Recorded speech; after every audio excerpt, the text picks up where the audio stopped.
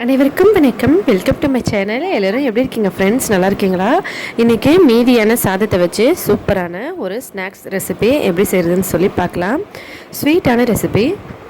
முதல்ல மீதியான சாதம் ஒரு 2 கப் எடுத்து வச்சுருக்கேன். பப்பாளி பழம் இந்த மாதிரி இதையும் ஒரு 2 கப் எடுத்து வச்சுருக்கேன். நீங்கள் பப்பாளி பழத்துக்கு பதிலாக பூசணிக்காய் இருக்குது இல்லைங்களா, மஞ்சள் பூசணிக்காய், அதையும் சேர்க்கலாம். இல்லைனா வேக வச்ச உருளைக்கிழங்கு, வேக வச்ச சர்க்கரை வள்ளிக்கிழங்கு எது வேணால் சேர்த்துக்கலாம். ஒரு மிக்ஸி ஜார் எடுத்துக்கலாம். அதில் 2 கப் அளவுக்கு சாதத்தை சேர்த்துடலாம். அதோட இந்த பப்பாளி பழத்தையும் சேர்த்துக்கலாம்.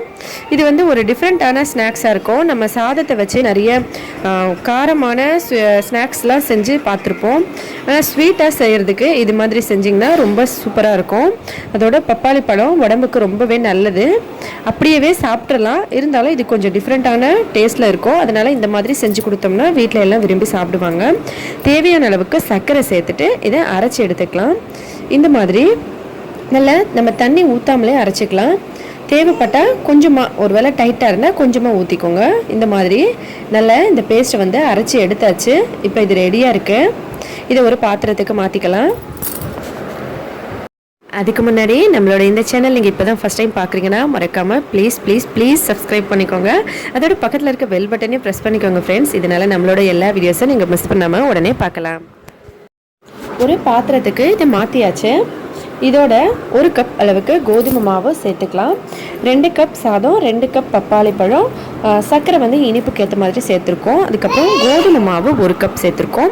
இது நல்லா கலந்துடலாம். தேவைப்பட்டால் ஒரு சிட்டிகை உப்பும் இல்லைனா உங்களுக்கு வாசனைக்காக ஏலக்காய் தூளும் கூட சேர்த்துக்கலாம். இதை ஒன்றா சேர்த்து நல்லா கலந்துடலாம். இந்த மாதிரி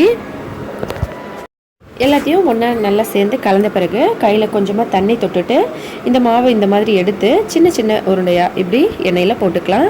இந்த மாவோட கன்சிஸ்டன்சி இப்படி தான் இருக்கணும். நம்ம அதிகமாக தண்ணி சேர்க்க தேவையில்லை. தேவைப்பட்டால் கொஞ்சமாக சேர்க்கலாம். ஒரு கடாயில் கொஞ்சம் எண்ணெய் வச்சு எண்ணெய் நல்லா சூடாகட்டும். சூடான பிறகு நம்ம இந்த மாதிரி சின்ன சின்னதாக போட்டுக்கலாம் எண்ணெயில். இது வந்து ஒரு மொறுமொறுப்பாகவும் நல்ல ஸ்வீட்டாகவும் ஒரு புதுவித சுவையில் இருக்கும். எல்லாருமே விரும்பி சாப்பிடுவாங்க வீட்டில். உங்களுக்கு எண்ணெய் அதிகமாக வேண்டாம் நீங்கள் நினச்சிங்கன்னா தவாவில் சின்ன சின்னதாக கட்லெட் மாதிரி கூட செஞ்சுக்கலாம். அப்படியே சின்ன சின்னதாக தட்டி அதுக்கு வந்து நம்ம இன்னும் கொஞ்சம் கோதுமை மாவு சேர்க்க வேண்டியிருக்கோம். கொஞ்சம் கெட்டியாக பண்ணி நம்ம கட்லெட் மாதிரி தட்டிக்கலாம். இந்த மாதிரி எல்லாத்தையும் நம்ம எண்ணெயில் போட்டுட்டு திருப்பி விட்டுக்கலாம். கடாயில் எவ்வளோ பிடிக்குமோ அந்தளவுக்கு போட்டு நம்ம பொரித்து எடுத்துடலாம்.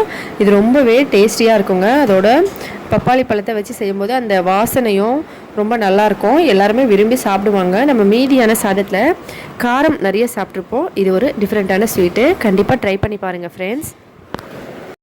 இப்போ எல்லாத்தையும் எடுத்தாச்சு. பார்க்குறதுக்கு எவ்வளோ சூப்பராக இருக்குது பாருங்கள். குட்டி குட்டியாக நம்ம எவ்வளோ சின்ன சைஸில் போடணுமோ அந்த மாதிரி போட்டுக்கலாம். இல்லை உங்களுக்கு கொஞ்சம் பெருசாக வேணாலும் பெருசாகவும் எண்ணெயில் போட்டு எடுத்துக்கலாம். ரொம்பவே டேஸ்டியாக இருக்கும். வீட்டில் எல்லாருமே ரொம்ப விரும்பி சாப்பிடுவாங்க. நீங்களும் அடிக்கடி செய்வீங்க. கண்டிப்பாக ட்ரை பண்ணி பாருங்கள் ஃப்ரெண்ட்ஸ். எப்பவும் ஒரே மாதிரி செய்யாமல் இது கொஞ்சம் புதுசாக இருக்கும். எல்லாருமே விரும்பி சாப்பிடணுன்னா ட்ரை பண்ணி பார்த்துட்டு எப்படி இருந்ததுன்னு சொல்லி கமெண்ட்டில் சொல்லுங்கள். இந்த வீடியோ பிடிச்சிருந்தா மறக்காமல் லைக் பண்ணிக்கோங்க. உங்களோட ஃப்ரெண்ட்ஸுங்களுக்கெல்லாம் ஷேர் பண்ணுங்கள். நம்ம சேனலை பற்றி சொல்லுங்கள். மேலும் இதே போல் இன்னும் பல புது விதமான டிஃப்ரெண்ட்டான ரெசிபீஸ்லாம் பார்க்குறதுக்கு நம்ம சேனலை மறக்காமல் சப்ஸ்கிரைப் பண்ணிக்கோங்க. மறக்காமல் அதோட வீட்டிலையே ஹெல்த்தியான சமையலாக சமைச்சு சாப்பிட்டு ஹெல்த்தியாகவும் சந்தோஷமாகவும் இருங்க.